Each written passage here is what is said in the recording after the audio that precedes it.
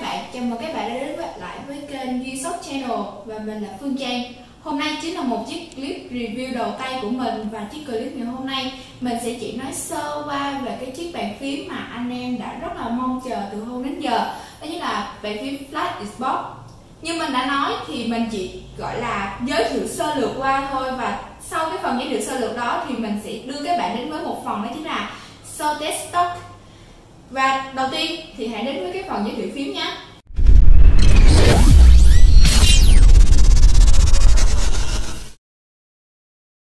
Bàn phím Flat thì các bạn có thể gặp nó với rất là nhiều loại size luôn. Nếu như các bạn thích một cái bàn phím kiểu mini size to hơn một xíu nữa thì các bạn sẽ có sự lựa chọn, đó chính là L680SAM.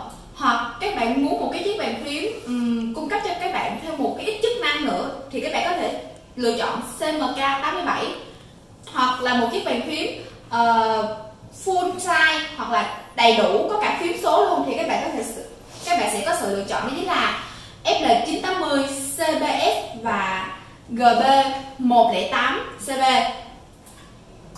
Vậy thì những cái chiếc bàn phím Flat này trải nghiệm gõ của nó như thế nào, hay là nó có đặc điểm như thế nào, khác biệt như thế nào vân vân, thì các bạn hãy nhớ là xem những cái clip review sau của mình nha. Và tiếp theo mời các bạn đến với phần so test stock.